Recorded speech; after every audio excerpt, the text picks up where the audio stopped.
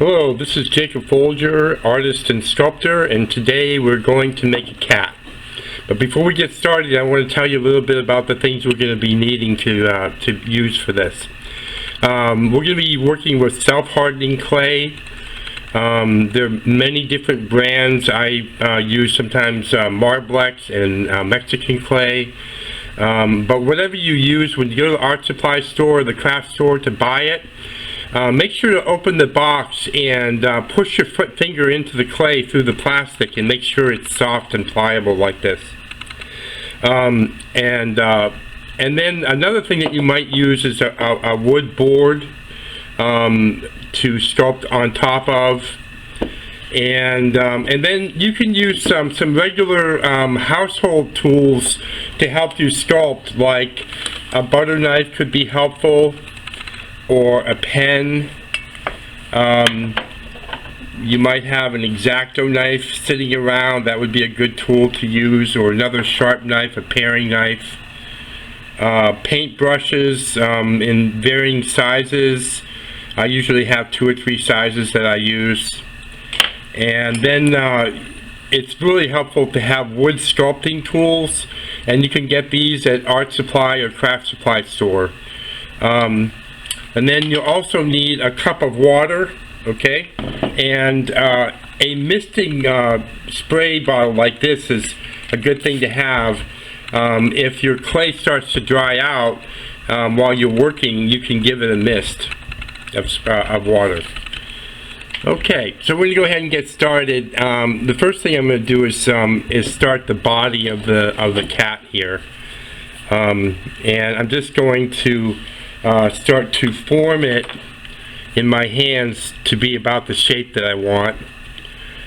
And you know, if you know cats at all, you know the back of the cat comes out like this. So you definitely want that.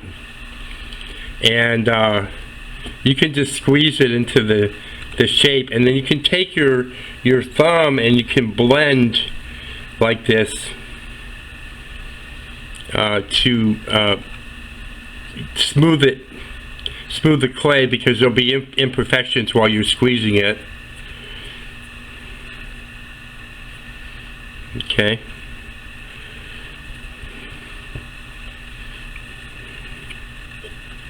Alright, just come along there. And just take your time. If you get behind, if you're starting to fall behind, since you're new at this, you can just pause the video and then catch up and then come back. Okay, so basically what I've started to do here is also I'm forming the head, the beginning of the head here. So he's going to be sitting like that, and he's going to be looking, you know, this way. There we go.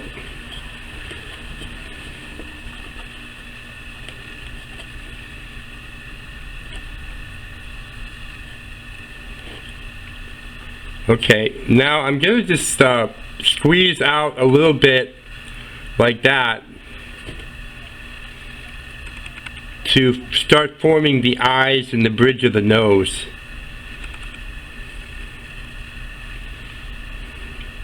You might notice that this clay is a little mottled in color.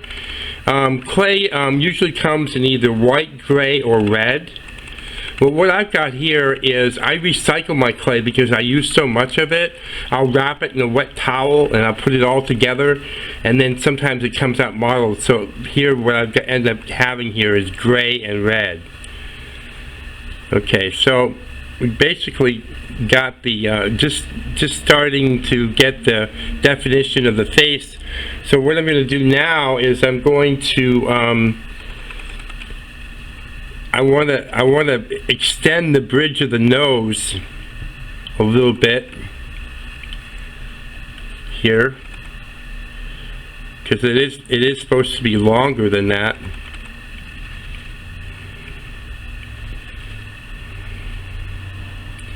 And we'll just you know, smooth it, blend it with your thumbs to make it uniform. And now we're going to add the little whisker area.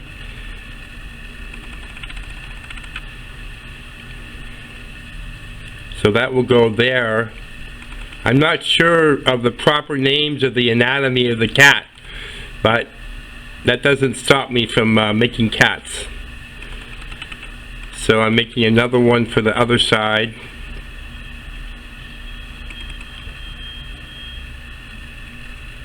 And you can see now now you can see the cat coming out.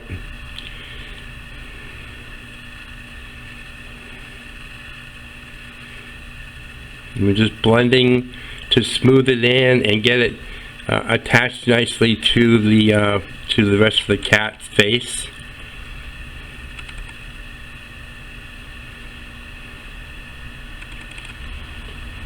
Don't want him too big, or he'll end up looking like a leopard or some kind of cat, a big cat.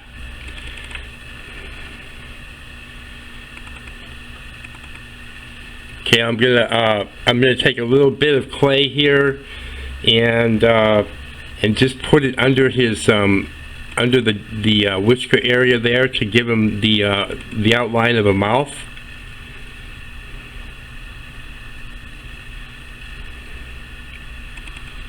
There we go.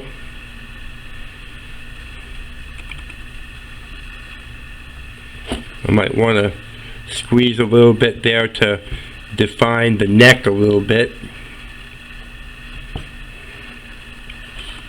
Next, I'm going to take one of my wood sculpting tools. Comes really in handy, but before I do this, if you don't have a wood sculpting tool, it is okay.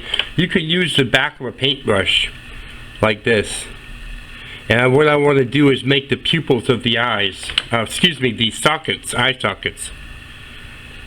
So I'm just pressing in here.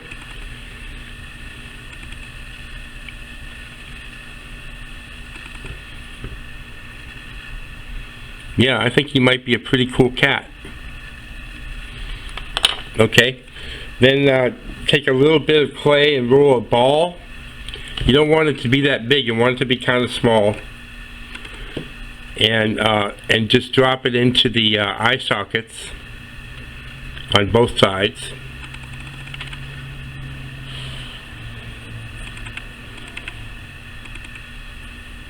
There we go.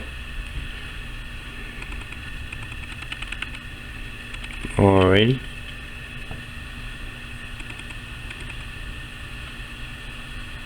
Okay.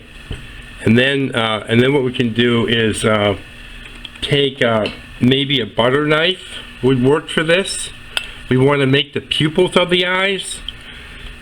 Just make sure it's clean. I'm scraping off any clay that's on there. And I'm just gonna make a line for the pupil of the eye. Like that.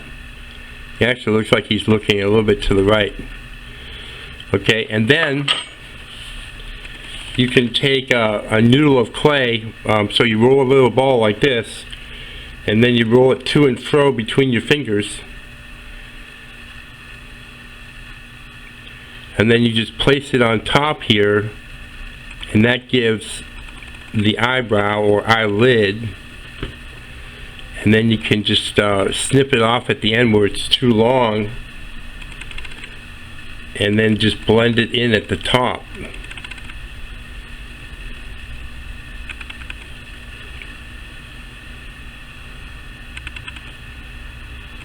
There we go.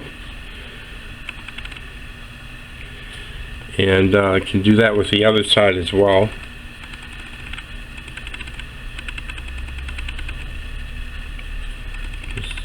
Tilt it this way so you can see better, see what its face looks like.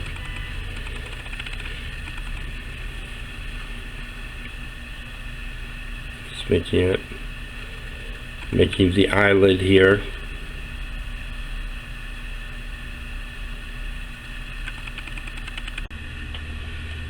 Okay, so we're getting this other eyelid going here.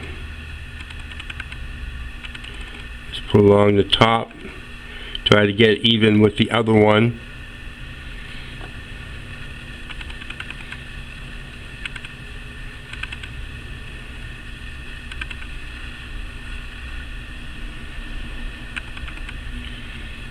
And some places might be a little bit tight for you to get into, like this right here with your fingers. You can use the tool. You might find yourself using the tool more than you use your fingers, but as you get used to sculpting, it'll become easier to use your fingers sometimes and the tool sometimes. So I'm just lifting the eyelids a little bit there, just so they look a little bit more uniform.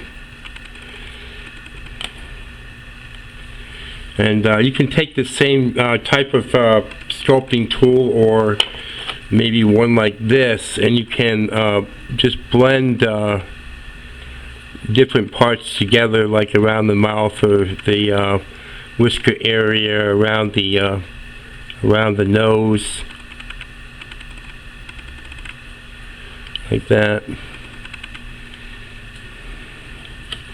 Alright, next we can do the ears.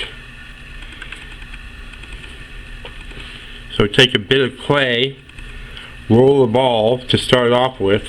You can roll it between your fingers like I'm doing. And then you can roll it while sort of pinching the top to form the shape of an ear like this. And then you can press it on top like this.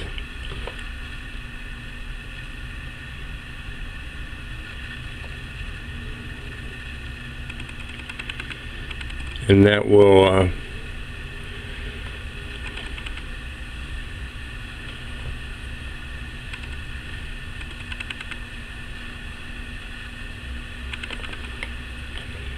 give them an ear, one ear anyways, and then we can make the other ear. So this cat will be maybe 5 inches, about 4 or 5 inches tall. And you can downsize or upsize depending on, you know, how much. I mean, it's all the same process. I had somebody ask me when one of my gargoyles, how to make a gargoyle. They asked me, you know, what do I have to do differently to make it a lot bigger? And I said, really, not a lot. I mean, you don't have to do much of anything different. They talked about hollowing it out and stuffing it with newspaper. It's really not necessary to do that. It might save you some clay, for sure. So, got this one going here, and I just, it can help, just to let you know also, before we keep going here, it can help to, when joining two pieces of clay together like that, is to take something like an X-Acto knife, wet it, dip it in water, score the two pieces of clay and join them together after you've scored them. So we take another piece here, wet it, score it like this, and then you can you know, mush them together like that. That would make for a stronger hold. But if your clay is really moist, you may not have to do that. And this clay that I'm working with right now is pretty moist. When you first buy clay, it's moist. In my case, when I first recycle clay, it's very moist. So you can blend with tools, you can blend with your hands.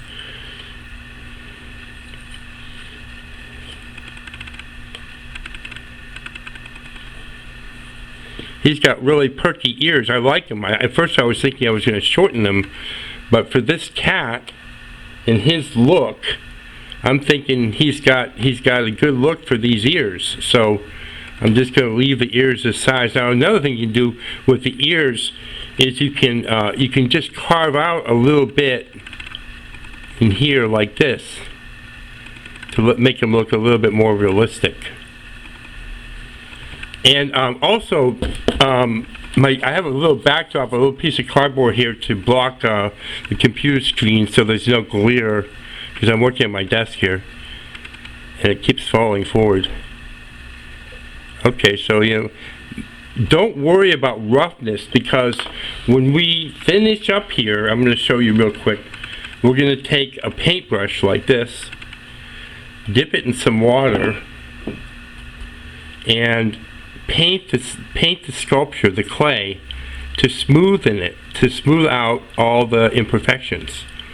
So don't worry right now about making everything smooth. Right now you're doing the rough work, and it's going to be rough. So then once you get closer to finishing, you can take your time and go around and smooth the clay with the paintbrush and water. And I want to talk about that real quick also. If you get the paintbrush really wet and you put it to your work and start brushing, it's okay in an area like this, but around the eyes it would be a problem because it's going to be really muddy and messy, and it could screw up the eyes. So just keep that in mind. So we got this going here. He's coming along pretty well, but I want to show you also something that you might do. He looks like he's standing at attention. You could change that drastically by maybe tilting his head like that. So now he looks like he's got more of a curious look. So you can play with that, and you might be able to get other expressions that you like to do just simply by tilting his head one way or the other. Okay, so we've got this we've got the body almost in the right way we want it. I want to make two thighs for his back legs. So all I do is I roll a ball and squeeze it to make it a little bit flat, and then just press it on here.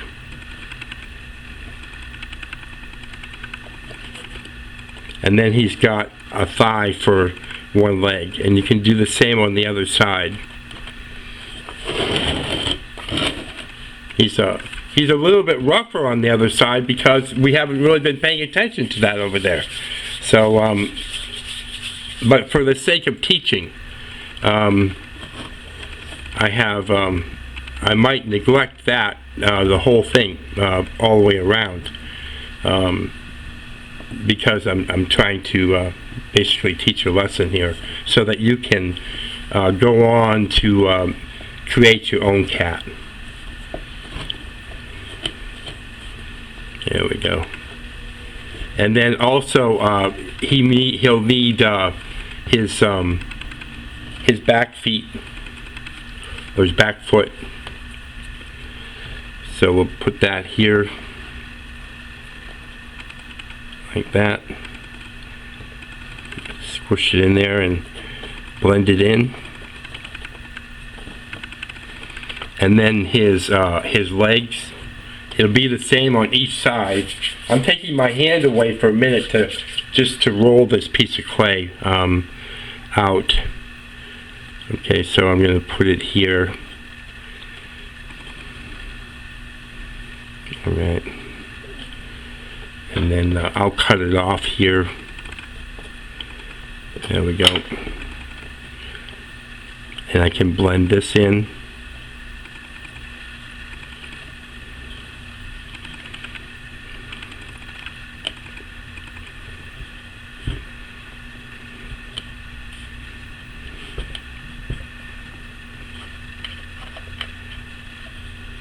Okay, just blending it, smoothing it with my thumb.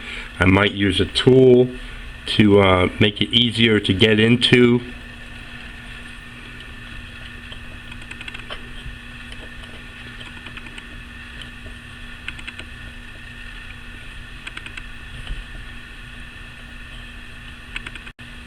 Okay, and now this is really fun. I like doing this especially.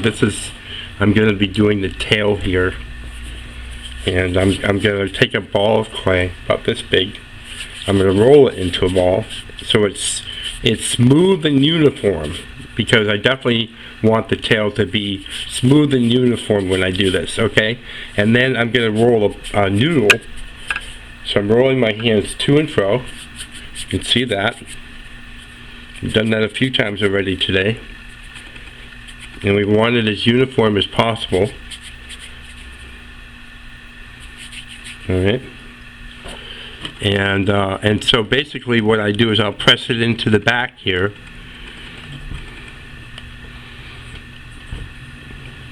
But just to tell you, you know, you're not going to want his tail hanging off like that, because this is self-hardening clay and it would just break eventually. I'm sure it would get broken. So what you want to do is bring it around, just make sure it's on there really good, and bring it around like this.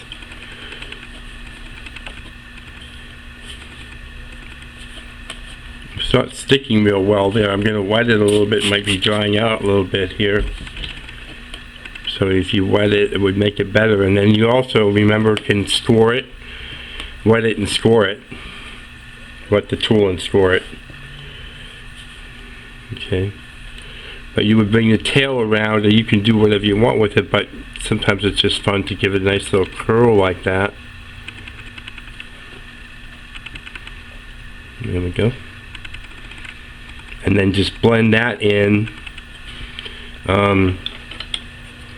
You can just blend it, you know, down in the crack, so it's not, you don't want to take away the definition of the tail sitting on top of his thigh.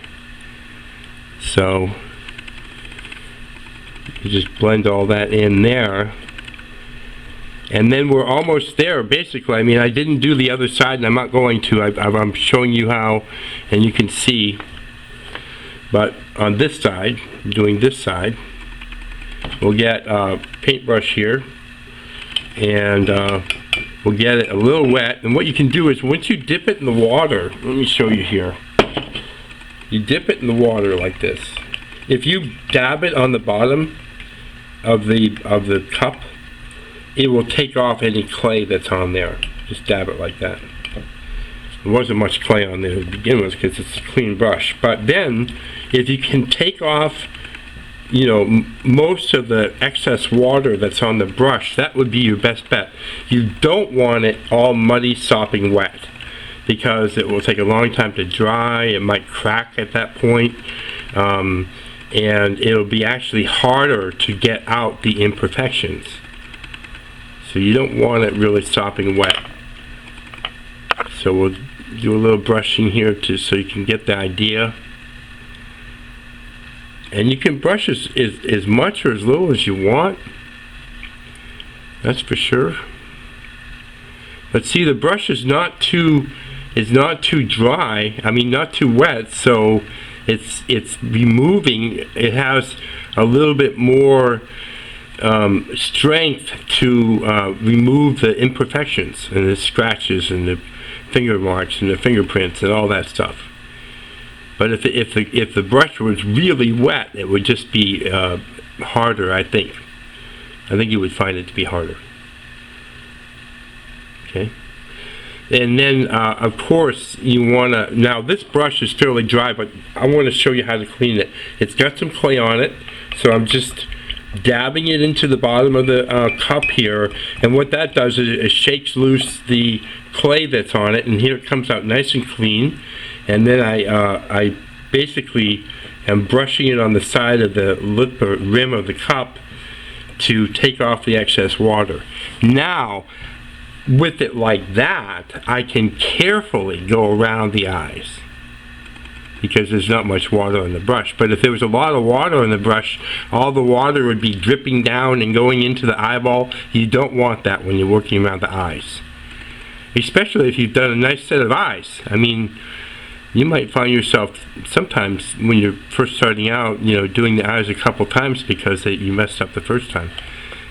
Eyes are kind of hard to do, but if you get a nice set of eyes, you don't want to mess them up with a muddy, wet paintbrush.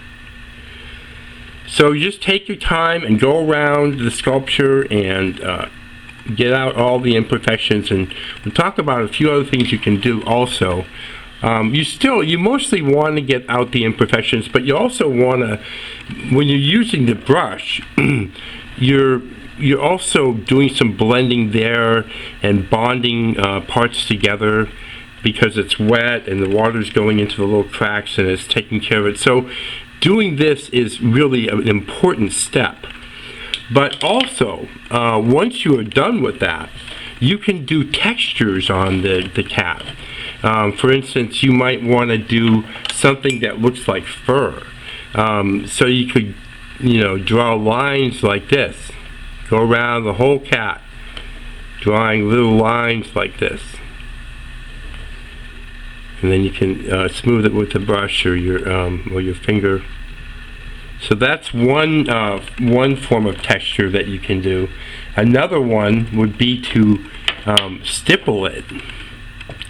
Some cats are fuzzy and they might have a stipple look.